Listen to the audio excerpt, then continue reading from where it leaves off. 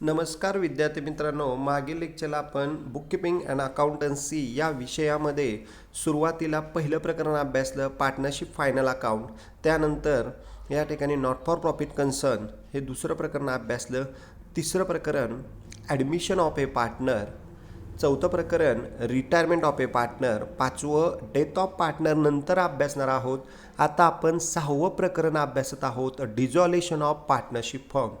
या डिझॉल्युशन of partnership फर्ममध्ये आपण सुरुवातीला पहिले 8 प्रॉब्लेम अभ्यासले. त्यामध्ये लेजर अकाउंट तयार केलं.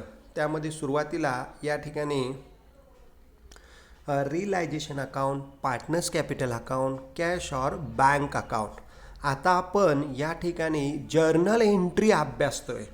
त्यामुळं लेजर अकाउंटच्या सोबतच जर्नल एंट्री कशा करायच्या हे आपल्याला या ठिकाणी अभ्यासायचं आहे. तुमच्याच टेक्स्टबुकमधला हा प्रॉब्लेम आहे. क्वेश्चन पेपरमध्ये जर्नल एंट्रीसुद्धा विचारतात, तर त्या जर्नल एंट्रीसुद्धा आपल्याला करणं खूप महत्त्वाचं आहे. चला तर मग या ठिकाणी अगोदर आपण या ठिकाणी प्रॉब्लेम व्यवस्थित बघू आणि ॲडजस्टमेंट बघू आणि त्यानंतर त्याच्या जर्नल एंट्र्या विचारात घेऊ. सुरुवातीला या ठिकाणी बघा, प्रॉब्लेम मी व्यवस्थित वाचतोय. The balance sheet of Rohit and Shyam who share profit and loss ratio equally, समान रेशो आहे, was as follows, खालील पद्धतीने. आता लायबिलिटी साईडला आपल्याला कॅपिटल दिलेलं आहे. कॅपिटलची जर्नल एंट्री करायची नाही. त्यानंतर रिझर्व फंड, हा रिझर्व फंड आपण पार्टनरला वाटतो. त्यामुळं पार्टनरच्या क्रेडिटला बाय रिझर्व फंड आपण लिहितो. मग त्याची एंट्री बघा या ठिकाणी, reserve fund account debit to Rohit and Shyam 8,000 equal ratio आहे. बघा या ठिकाणी आपण जर बघितलं, तुम्हाला इथं दिलेली एंट्री म्हणजे सुरुवातीला आपण रिझर्व फंड ज्यावेळी वाटतोय पार्टनरच्या क्रेडिटला, बघा त्याची एंट्री कशी येणार आहे. तुम्ही रिझर्व फंड अकाउंट डेबिट रोहितला 8,000, श्यामला 8,000, म्हणजे reserve fund account debit to partners capital account पहिली जर्नल एंट्री तुमची येणार आहे. बघा या ठिकाणी पहिली जर्नल एंट्री लायबिलिटी साईडला आपण ती करू शकतोय, पण टेक्स्टबुकचा विचार केला तर त्यांनी असेट अगोदर ट्रान्सफर केलेले आहेत. मग आपण असेटपासून सुरुवात करू. लक्षात घ्या, बिल्डिंग 40,000, फर्निचर 12,000, डेटर 36,000, स्टॉक 40,000 आणि बिल्स रिसिवेबल 2,000. सर्व असेट रियलायझेशनच्या डेबिटला पाठवू, कॅश पाठवायची नाही. मग त्याची एंट्री या ठिकाणी realisation account debit to all asset account. पहिली एंट्री जर तुम्ही बघितली, जनरलायझेशन नंतर विचारात घेऊ आपण. बघा पहिली एंट्री या ठिकाणी realisation account debit to sundry asset. प्रत्येक असेट ही करून 1,32,000 येणार आहे. लक्षात घ्या या 5 असेटची टोटल. मग या पद्धतीने इथं खाली एंट्री तुमची या ठिकाणी दिसत असेल तुम्हाला, जर्नल एंट्रीमध्ये सुद्धा घेतलेल्या आहेत. बघा पहिली entry realisation account debit 1,32,000 to building, to furniture, to debtor, to stock, to bills receivable. अशा पद्धतीने रियलायझेशन टू ऑल असेट पहिली एंट्री येणार आहे. नॅरेशन येणार आहे, being sundry asset transfer to realisation account. सगळ्या असेट आपण रियलायझेशनला पाठवल्या, म्हणजे पहिली एंट्री आपण केली, असेट ट्रान्सफर केलेले आहेत. आता इथंच लायबिलिटी साईडला बघा, लक्षात घ्या, असेट आता सगळ्या पाठवल्या, कॅश अकाउंट तयार करणार आहे, त्यामुळे कॅश अकाउंटचा एंट्री करायची नाही. आता लायबिलिटी साईडला पण कॅपिटलची एंट्री करायची नाही. इथं बिल्स पेबल आणि क्रेडिटरची एंट्री करू, मग जनरल रिझर्वची करू. आता बिल्स पेबल आणि क्रेडिटर ही थर्ड पार्टी लायबिलिटी आहे. ही थर्ड पार्टी लायबिलिटी आपण रियलायझेशनच्या क्रेडिटला लिहितो. मग एंट्री करताना bills payable account debit, creditor account debit to realisation account, अशा पद्धतीने ही एंट्री आपण करणार आहे. Bills payable account debit, creditor account debit to realisation account, ही दुसरी एंट्री आपण करणार आहोत. बघा लक्षात घ्या, दुसरी एंट्री व्यवस्थित लक्ष दिलं तुमच्या लक्षात येईल की creditor account debit 25,200, bills payable account debit 14,400, to realisation account 39,600. Being sundry liability transfer to realisation account, म्हणजे creditor account debit, bills payable account debit to realisation account. तर या पद्धतीने आपण third party liability creditor bills payable रिलायझेशनच्या क्रेडिटला transfer केलेलं आहे. म्हणजे creditor account debit, bills payable account debit to realisation account. आता पुढं मगाशीच आपण तिसरी एंट्री अभ्यासली बघा, reserve fund account debit to Raju, Rohit आणि श्याम अकाउंट. ह्या पद्धतीने फक्त तिथं नावं चेंज करा. Reserve fund account debit to Rohit आणि श्याम अकाउंट 8,000 रुपये इक्वल समान रेशोमध्ये वाटायचं आहे. Being reserve fund distribute to partner, reserve fund पार्टनरला डिस्ट्रीब्यूट केलेला आहे. आता पुढं या ठिकाणी लॅबिलिटी साईडचं सगळ्या एंट्रीज झालेल्या आहेत, लक्षात घ्या. म्हणजे रोहित आणि Shyam, reserve fund to Rohit आणि Shyam account. Creditor bills payable पण पाठवलं. नंतर सगळ्या असेट आपण ट्रान्सफर केल्या, त्याची पण एंट्री केली. कॅशची एंट्री करायची नाही, कॅपिटलची एंट्री करायची नाही. आता खाली टोटल 1,44,000 रुपयांनी बॅलन्स शीट टॅली झालेलं आहे. आता पुढं आपल्याला खाली दिलेले आहेत बघा, लक्षात घ्या. पुढं सांगितलेलं आहे ॲडजस्टमेंटनुसार त्याच्या एंट्री आपण विचारात घेणार आहोत. बघा, the firm was dissolve on 31 March 2018. संस्था बंद झालेली आहे, डिझॉल्व्ह केलेली आहे. पहिली ॲडजस्टमेंट बघा, the asset realise as under, asset आपण विकलेल्या आहेत. मग आता असेट सुरुवातीला रिलायझेशनच्या डेबिटला पाठवल्या होत्या, विकल्यानंतर क्रेडिटला लिहिणार आहे आपण बाय कॅश किंवा बँक कंसात असेट रिअलाइज. बघा, स्टॉक 36,800, डेटर 33,200, बिल्स रिसिवेबल 3,960. म्हणजे सर्व असेट आपण विकल्या म्हटल्यानंतर लक्षात घ्या काय करणार आहे आपण, रिलायझेशनच्या क्रेडिटला असेट पाठवणार आहे, बाय कॅश लिहिणार आहे किंवा बाय बँक लिहिणार आहे. मग एंट्री करताना bank account debit to realisation. बघा, या ठिकाणी जर तुम्ही लेजर अकाउंट बघितलं तर व्यवस्थित लक्षात येईल तुमच्या. इथं बघा, या ठिकाणी bank account debit to realisation account आणि मग ऑल असेट रिअलाइज, त्याची टोटल आपण घेणार आहोत, लक्षात घ्या.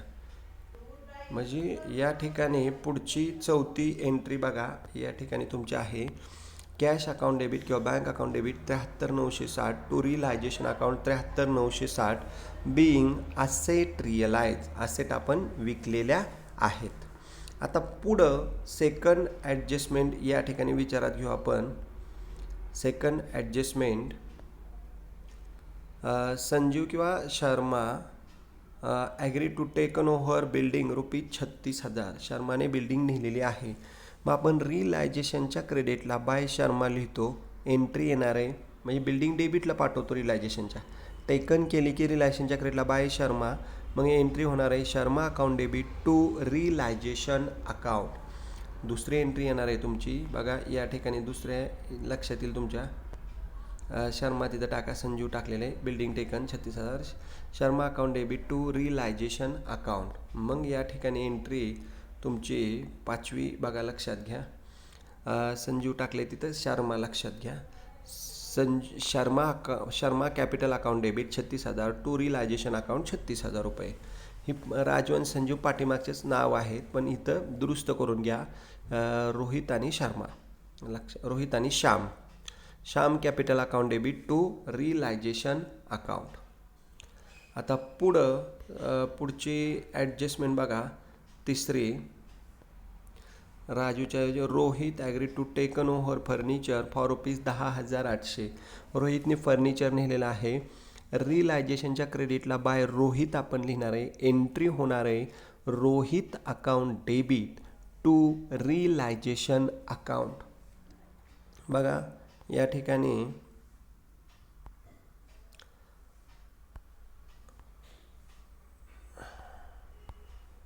सहावी एंट्री बघा, इथं Rohit account debit to realisation account 10,800 being furniture taken over केलेलं आहे.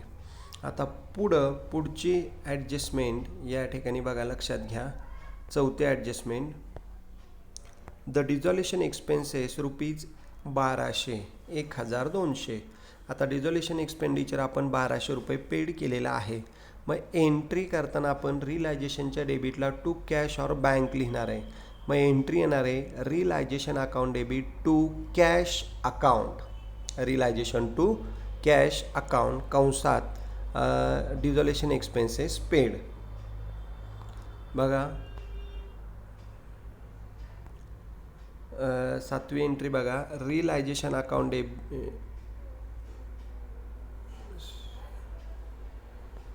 हां 8वी एंट्री बघा अगोदर, मग करू.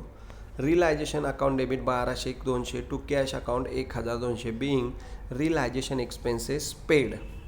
म्हणजे या ठिकाणी चौथ्या ॲडजस्टमेंटमध्ये सांगितलेलं डिझोल्युशनचा खर्च पेड केला आहे रिलायझेशन टू कॅश अकाउंट. आता पुढं या ठिकाणी सगळ्या ॲडजस्टमेंट झालेल्या आहेत, परंतु लक्षात घ्या आपल्याला जर्नल एंट्री त्यांनी सांगितलेली आहे. पण आपण डिझोल्युशनचा अर्थच हा आहे की असेट रिअलाइज करा आणि लॅबिलिटी पेड करा. पण इथं आपल्याला लॅबिलिटी पेड करायला सांगितलेली नाही. क्रेडिटर बिल्स पेबल, मग लॅबिलिटी सांगो अगर न सांगो क्रेडिटर बिल्स पेबलचे पैसे आपण पेडच करायचे. मग त्याची एंट्री बघा लक्षात घ्या, realisation account debit to cash account 39,600 being sundry liability paid, आपण लॅबिलिटी पेड केलेल्या आहेत. मग एंट्री येणार आहे तुमची realisation account debit to cash account 39,600 being sundry liability paid, आपण लॅबिलिटी त्या काय केलेल्या आहेत, पेड केलेल्या आहेत. तर अशा पद्धतीने आपण हा रिलायझेशनचा खर्च पेड केलेला आहे. आता पुढं या ठिकाणी सन्ड्री लॅबिलिटी पेड केलेल्या आहेत. मग सगळ्यात शेवटी आपल्याला आता डिझोल्युशनचा प्रॉफिट झाला का लॉस झाला तो काढण्यासाठी आपण कच्चं रिलायझेशन अकाउंट तयार केलेलं आहे. लक्षात घ्या, हे जे तुम्ही रिलायझेशन अकाउंट तयार केलेलं आहे त्यासाठी ते तयार केलेलं आहे कच्चं रिलायझेशन अकाउंट. मग या रिलायझेशनच्या डेबिटची टोटल तुमची येते 1,73,300, तीच डेबिटला क्रेडिटला घेतली 1,73,300.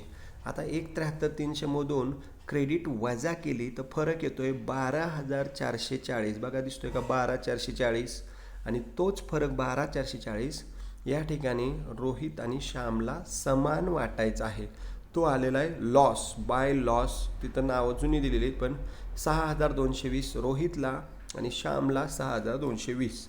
मग एंट्री तुमची येणार आहे लक्षात घ्या, या ठिकाणी एंट्री येणार आहे Rohit account debit Shyam account debit to realisation account. लक्षात घ्या Rohit account debit Shyam account debit to realisation account.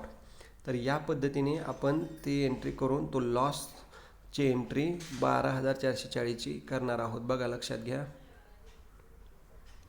Sorry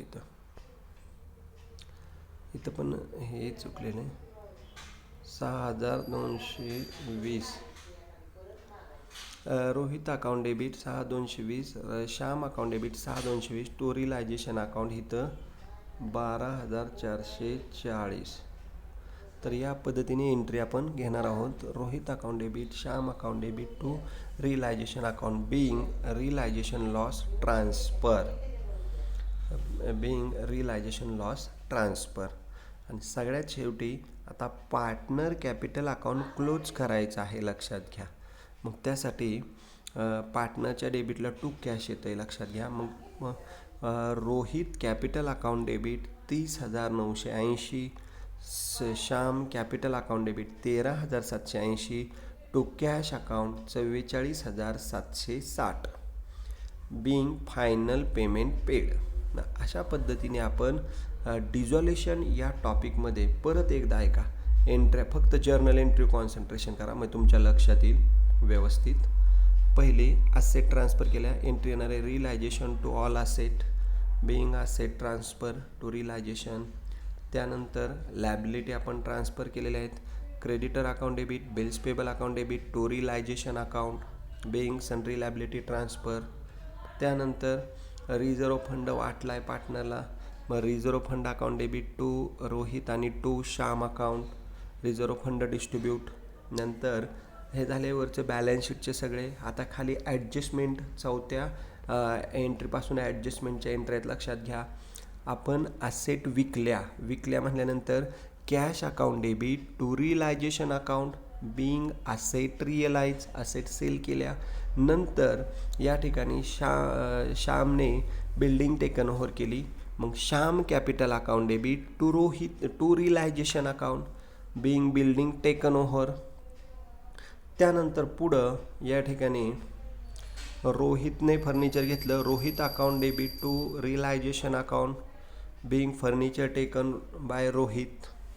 नंतर आपण लॅबिलिटी पेड केल्या. सांगू अगर न सांगू क्रेडिटर बिल्स पेबलचे पैसे द्यायचे.